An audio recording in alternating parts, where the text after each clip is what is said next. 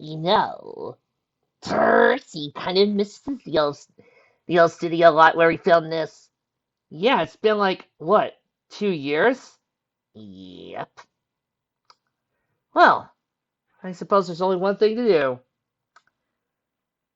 Welcome everybody back to the Lunaverse. Season 2, Episode 1, Return of Tambleon. I miss you, girls. Chapter 6, Meditations on the Abyss. The five ponies stared at the alicorn in shock, mouths hanging wide. Corona lowered her hoof. She remained with her wings flared, her body tense, ready to defend or attack as need be. But for the moment she remained perfectly still, save for the occasional pull of the breeze at her mane or slight flick of her tail. Trixie recovered first, stepping forward and stopping a hoof. "You can't be serious," she insisted. Corona glared at Trixie, glanced down at the element of loyalty that had been left behind when Bray had teleported himself from Lyra, roughly equal distance between herself and the ponies. "Time is short, so I shall be as well. Your compatriot has been captured by Grogar's servant. I do not know Grogar's plan for her. It is irrelevant, whatever it is. It cannot be allowed to be seen to fruition." She glanced back up at the five of them. "I had my full power, I could brush Grogar aside, and with not but the slightest effort of will. Instead, thanks to your actions, I am weak. I could not challenge Grogar in battle, but nor could you. My sister yet lies beyond Grogar's shield spell and can render no aid." Corona began trotting forward, tucking her wings against her sides as she did. "Meanwhile, you five and I are yet enemies. However, without a bearer for the element of loyalty, you cannot direct the elements against me. And without the elements, you cannot defeat me. At best, you can merely drive me to retreat, but they'll not help your compatriot." Corona stopped before Trixie, who had held her ground, gritting her teeth. She held her own muscles were tense, though, ready to move. Trixie could feel the heat rising off of Corona as she neared, as the Elkhorn's body cooled from the fiery power it had just unleashed. "The elements that are at this moment the only weapon of any use against me or Grogar. But, as your pitiful attempts against his golem servants show, you will never reach the demon land in time if you must battle your way past them." Shelley stepped forward at that. "You didn't exactly look good yourself," she challenged. Corona bristled slightly, but leaned forward towards Shirley. "Indeed not," she concurred, though anger evident in her voice. "But it was far better than showing than you. Grogar's servants are composed largely of cloth and straw. They burn." She waved a hoof at the still smoldering remains of several Sith golems. "You cannot deny that even weakened as I am nevertheless far better suited to the task of destroying Grogar's domes than you. Additionally, I have been in the city of Tambleon before. I know its streets and alleys, its twists and turns." Corona held her persistent at that moment, backed away for a few steps, to the enemy of loyalty's focus where it yet lay. She lifted it with one hoof, examining it for a moment, while reflecting it with a little more contempt at the five ponies. Trixie caught telekinetically, glaring at Corona as she began speaking again. "This is what I have been driven to, false bearers. Your only chance of defeating Grogar while I am so weakened lies with you. And your only hope in defeating Grogar or myself in rescuing a compatriot lies with me." Her wings flared again as she stomped a hoof. "Make your decision, yea or nay, and do so quickly. I simply have precious little time." Trixie's mouth worked for a few moments, before she risked a glance back at her friends. All of them were still breathing heavily from their encounter with the golems, exhausted, sweating, and more than a little bruised or nicked by the golems' claws. Carrot Top was fidgeting slightly, nearly wanted to go for a pestle and bowl as fast as possible to mix up more of whatever the healing paste was. Raindrops already bore several bandages, many of them now ripped or torn. The sea had retrieved Lyra's lyre from where it had fallen, and was holding it close, as much as Trixie was holding the element of loyalty. Shirley's front and hind legs were shaking slightly. She was exhausted from their flight and was barely standing. All that was torn as Trixie felt. On the one host, Lyra had been kidnapped, and Corona had a point about their abilities. But on the other, this was Corona, Tyrant's son. I don't, Raindrop said, scuffing a hole in the ground. I don't know. We might not have a choice, Shirley said. The enemy of my enemy is our enemy, too, Dizzy said fiercely. Both her eyes were focused on Corona, narrow. She kidnapped Dinky, my filly. She... Dizzy paused a moment, then stumped forward, passing Lyra's over to Raindrops as he glared at Corona. You tried to kill my daughter! Corona's head declined. Her eyes narrowed. You lie, she said smoothly. I merely held her hostage. Her life was in the hooves of the ponies of Ponyville, held against my obedience to my commands. And as I recall, I was merciful when you, a mother, with commands in spite of my warnings. Dizzy spurred. You're not being merciful just for not killing a foal. You insane nag! Corona stepped back to the insult, eyes wide. You dare! We don't have time for this! Trixie interrupted. Corona and Ditsy both turned to glare at her, but she took off her hat. Tug and Nedley grabbed at her discarded saddlebags, bringing them forward where they had lain. She pulled out a sheet of parchment and tore it into 5 pieces, and fished out a pen and inkwell.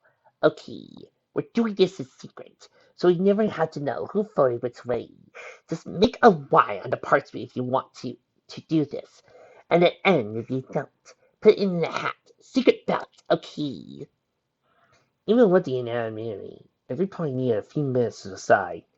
Even Ditsy, despite what she had said, and she kept looking into the element of loyalty, into Lyra's lyre. At length, however, Trixie folded 5 pieces of parchment inside her hat. Once they were all in, she took a deep breath, and held it as she took out a parchment and laid them out for every pony to see. 3 Ys, 2 Ns. None of the 5 looked pleased, and each glanced at each other, wondering who had voted each way. But they had voted, and the results couldn't be argued with. Tracy turned back to Corona. Okay, she said. Okay, for now, until we defeat with Grogar, we'll work with you. Corona grimaced. I am no happier with the circumstances, she said, to glance up at the sky, eyes looking around before they focused on the nearly imperceptible blue dot beyond the shield spell. I will inform Luna of our predicament. Then we must move. Her horn glowed, and a missile of light shot towards the shield wall. Luna was focusing her power, bringing it to bear against the shield spell at a single, catastrophic blows against a single spot on it, rather than continuously pounding away at it. Though it did not feel like a faster process, it was indeed, due to the intricacies of how magic reacted to magic, at least the sheer scale she and Grogar were capable of, even though the latter was only capable of such feats for a great while. Just as importantly, the focus required to prepare itself for each blow meant she didn't have to spend time thinking about just how grim the situation beneath the shield was. She had seen the golems, at least before they had disappeared beneath the trees. It was yet another testament to Grogar's talents that he was able to report so many golems, instead of having them riled as is typically the case. No doubt the fouler applications of necromancy were somehow involved. She saw the burning missile headed for her from beneath the shield wall ready for herself. Of course, just in case it was some kind of attack, Grogar could pass beyond it. It was not, however. Instead, the missile burst apart and became illusory wards, much to her student Trixie had done for hours previously, though these were tinted orange. Sister, I've allied myself with your lackeys, for now. Grogar is a great enough threat. This changes nothing between us once the demon ram has been dealt with. What? Flint demanded, falling into the shield spell with wide eyes, watching the words as they faded. Her mouth opened and closed a few times, though with no sound came out. At length, she closed her eyes, horn glowing, and once more projected an avatar through the tiny cracks in the shield's defenses. The avatar was off the moment it was created, falling back to where the words had come from, a small clearing in the woods near the road. She saw her student Trixie, and Trixie's friends, all 4 of them bearing small wounds and bruises. Lyra Heartstrings was missing, She saw Corona, who watched her approach with a carefully neutral expression. As before, her mane and tail were still pink, her eyes still normal, not glowing with white with power. The Avatar landed, looking over to five as Karatok tended to their wounds. She glanced to Corona, then looked back to her apprentice. What happened? She asked. Where is Dame Lyra? Trixie bit her lip, glancing into the ranks of the city of Tambleon. There's a donkey named Bray. The traitor prince, Luna gasped. Avatar backing up a step and Wayne swearing. He's alive? Trixie eyed Luna. You never mentioned him. She nodded. I didn't think I would have to. I thought he was dead. She glanced at Corona. We both did. Corona's eyes narrowed a moment, considering before he decided to nod. It was through Bray that Grogar seized the city, she said. But having done so, Grogar would have no further need of him. And Bray would hold no small grudge for having his kingdom robbed of him. We assumed Grogar had killed him out of practicality. Evidently, we were mistaken. Tracy glanced between Luna and Corona, looking more than a little surprised to see them in agreement over something. She shook her head after a moment. Anyway, she said, Bray attacked us. He had golems, and he knows how to cast spells. He was kicking our flanks. She looked down.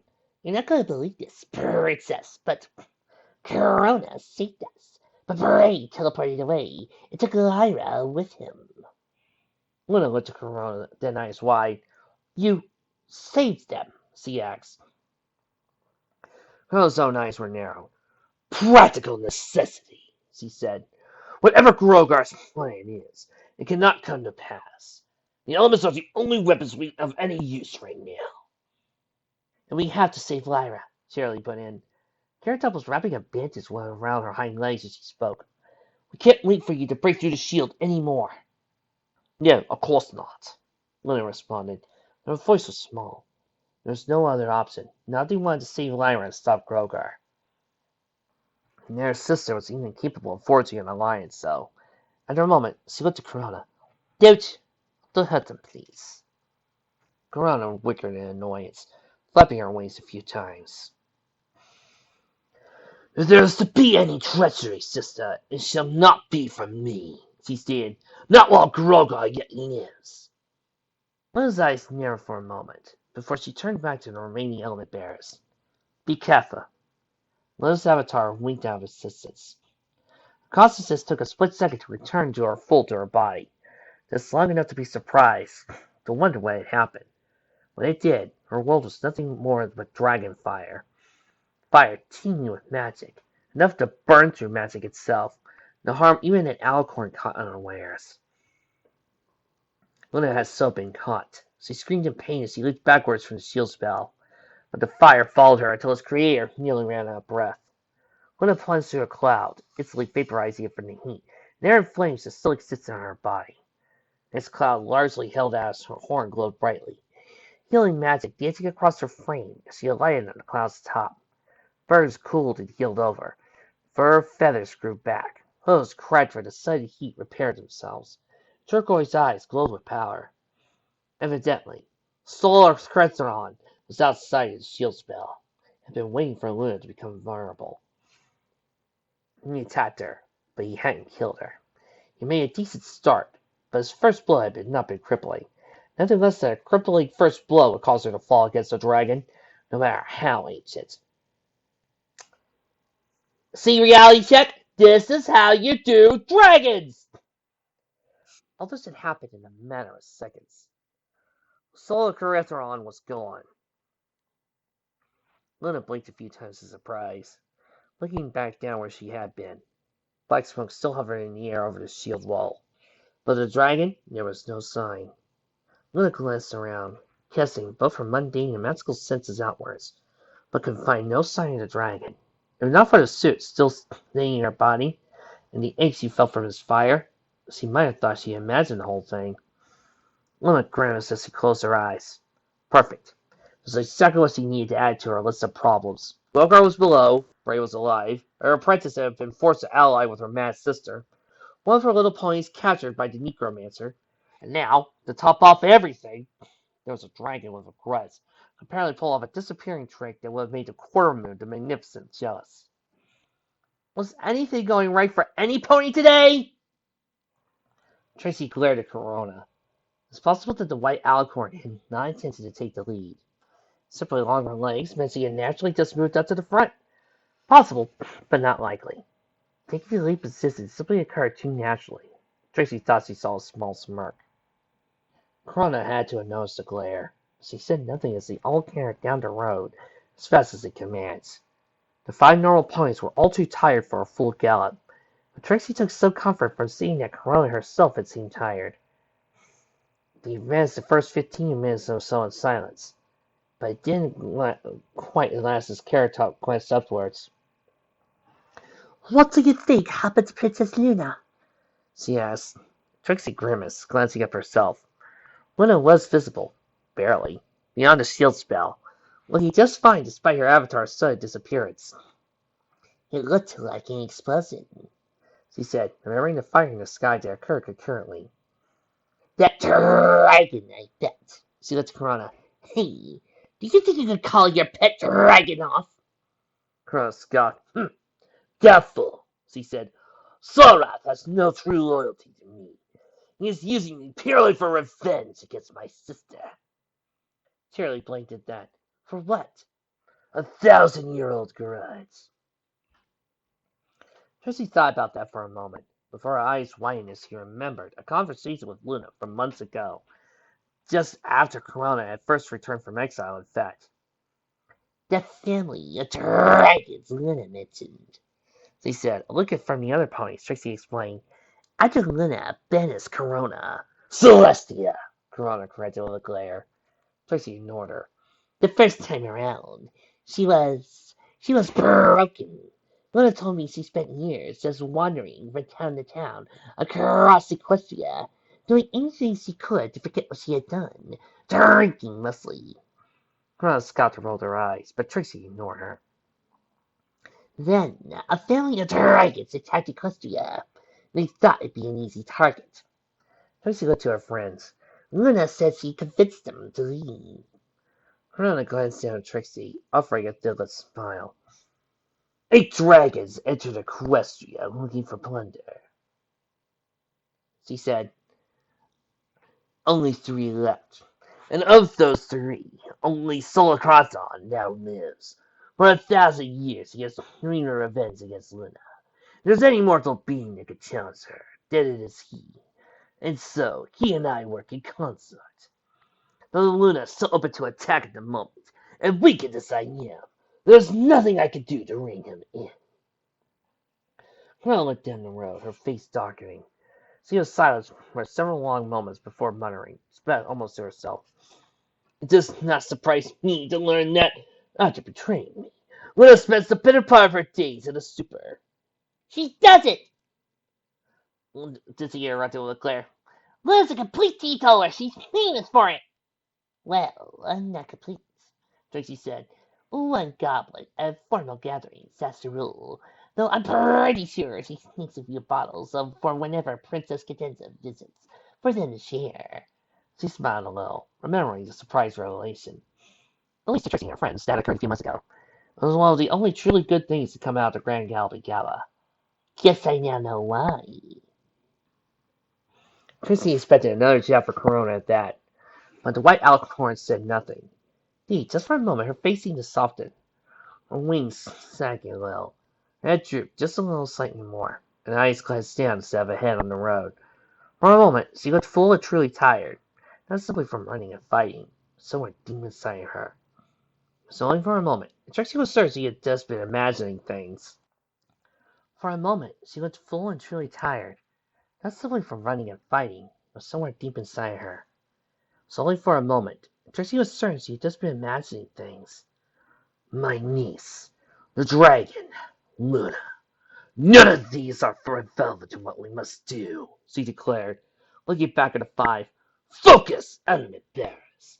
The palace of Tambleon is fast, and I do not know where to begin looking for your compatriot if she is not kept in its dungeons. Do you have some means of detecting one another? A tracking spell? Trixie shook her head. The corona wiggled in annoyance. Foolish! You should have considered that! I'll remember that, Cheerily deadpanned, but we don't have it. So start in the dungeons. What happens if we run into Bray? Can you take him? Corona wiggled again. Bray is of little concern. He was not lying about his magical knowledge. Tambleon was a city of learning, and his royal family placed great stock in education. But Bray cannot cast spells without the gem in his turban, and I am certain that it will burn as easily as another part of him. She glanced down. My greater concern is Grogar. The demon ram is perhaps the greatest mortal spellcaster to ever lived. Only Starswell himself could challenge that claim. She looked back to the 5 ponies, considering for a few long moments before heaving alongside. If we encounter Grogar before we have retrieved your ally, you should run. I shall hold him as best as I am able to until you are able to gather the elements. The 5 needed a few moments to take that in. Seriously? Raindrops asked. You sacrifice yourself like that. Thought you hated us.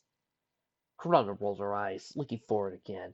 Whatever Luna's faults and treachery, she has no desire to bring lasting harm to Equestria. Grogar would. If I must choose, then I choose Luna. But I think you will find that even weakened, I'm not so easy to kill. Even if a fatal blow, I can always return to the sun to heal. Even Grogar's shield cannot stop such an occurrence. Well, wait, Trixie said. Why aren't you doing that now, then? To escape, just popping to the sun and then popping back. Well, Grogar lives, I think not. Trixie grunted at that. It made sense. Trixie certainly wouldn't leave right now, even if she could. Not while her friends were in danger. How many of those golems do you think Grogar has? Trixie asked.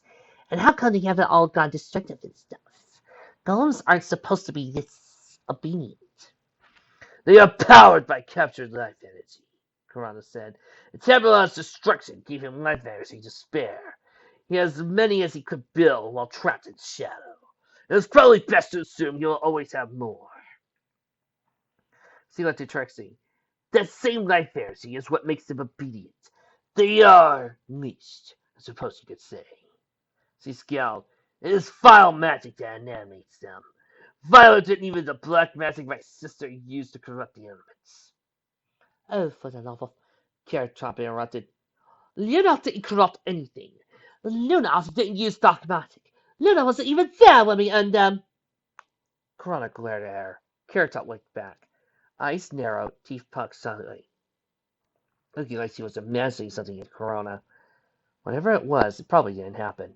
Luna, Corona said at length, knows more dark magic than I believe you realize, my little pony. She grows addicted to things easily. It is her weakness, the reason why I had sought to remove the burdens of confidence from her. And dark magic is an insidious, addictive force. Corona stopped trying then, and looked away and down. You do not know. Of course you do not. But I have spent 1,000 years expunging acts for her history. She stopped the hoof. I am the elder sister. I am the stronger sister. This is not boasting. This is a fact. How then? How could Luna challenge me 1,000 years ago, little ponies? Corona made a cunning motion with one hoof. At what was to be my coronation as queen, she came. After she had stolen the elements, and after she had turned every pony against me. You did not see her. You could not feel the change of nature as I had. There was so little of her left. It was midday. The sun stood unseen in the sky. And yet when Luna approached the horizon, it grew black. A red moon arose, stars trailing it like tears, weeping for what Luna had become in her jealousy. The 5 ponies stared. You're wrong! I am not! Corona stopped her, her main tail flashing with flames.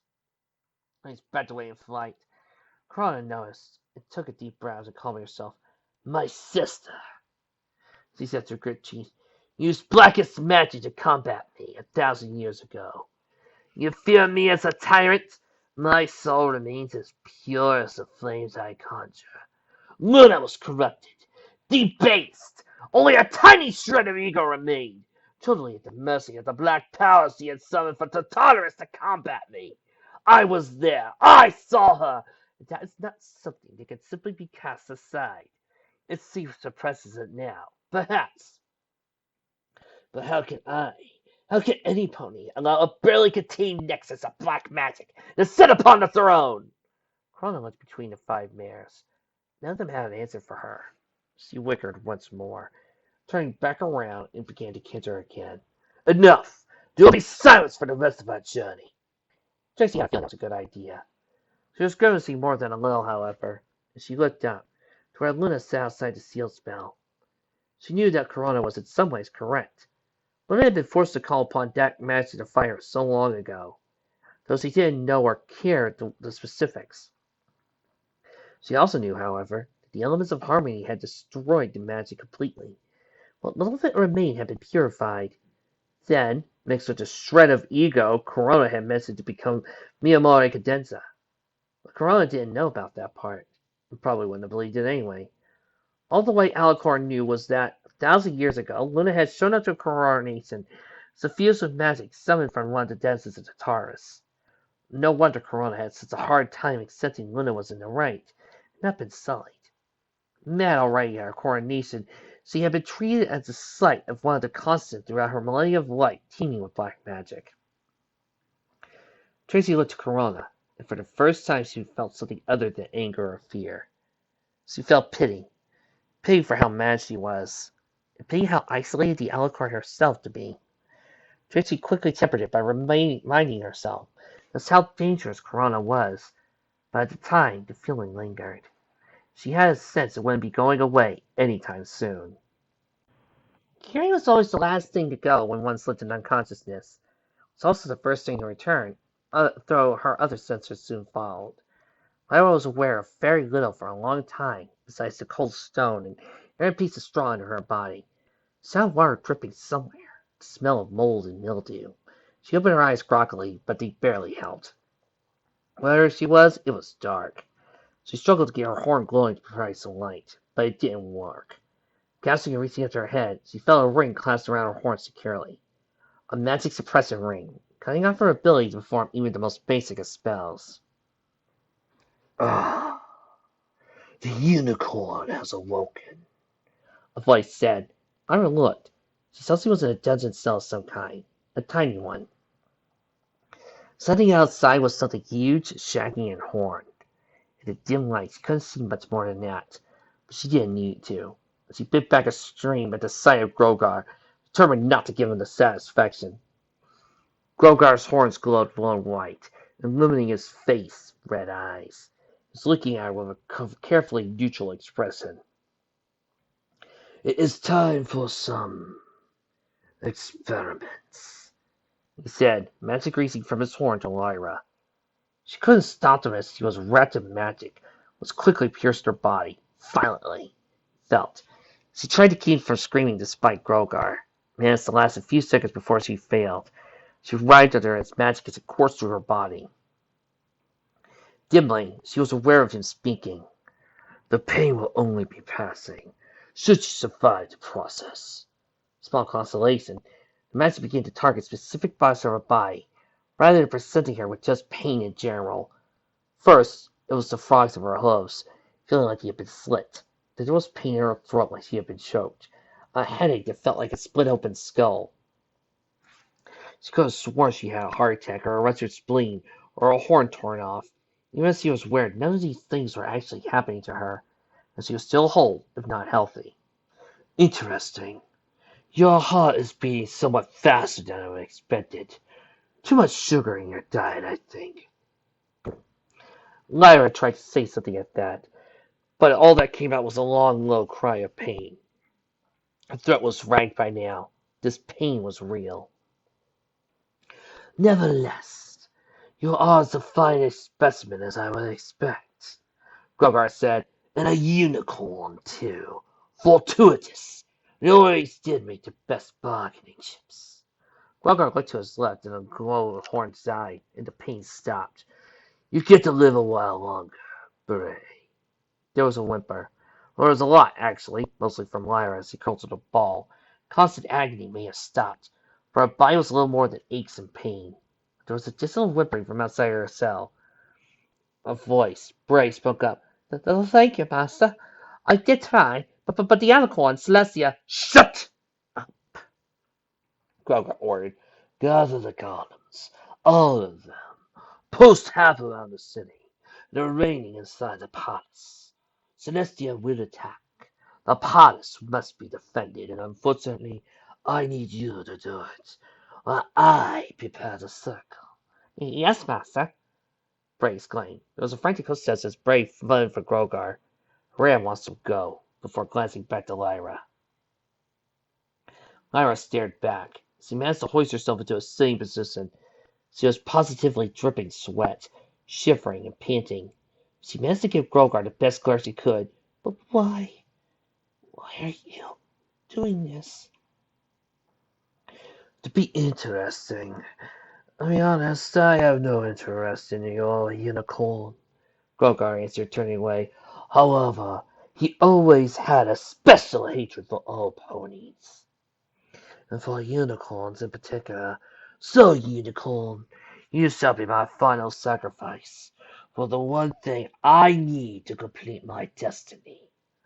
Lara took a deep breath at that. He? She demanded. Who's he? Grogar looked at Lyra and said a name.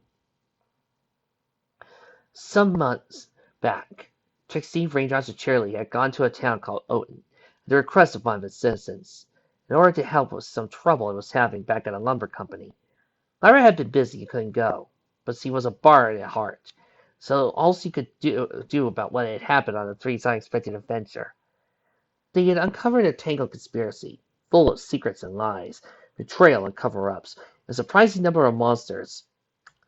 It was one of my favorites of season 1. They had also uncovered an ancient dark temple to a forgotten time in Quest's early history, a malevolent, corrupting force, the remnant of even more powerful being long since the being. Trixie called it the Whisper, but Luna advised against her giving it a name, or any other, as names were something that contained no small amount of power. She hadn't told Trixie the Whisper's true name. Trixie had taken the hint from Luna and done no research into the matter. Whatever the occasional differences were, Trixie respected Luna and trusted that when Luna said that some things were best left forgotten, she knew what she was talking about. Lyra wasn't like that. She was a bard. She wanted to know stories, especially the forgotten ones. So, after she had all learned she could from Trixie, Cheerilee, and Raindrops, Lyra had looked into Trixie's Whisper, its origins. There were only so many dark periods in Equestria's history, after all. Only so many evil creatures it have faced that it could have left an impact like that. Eventually, Lyra learned of the darkest period of Equestria's history.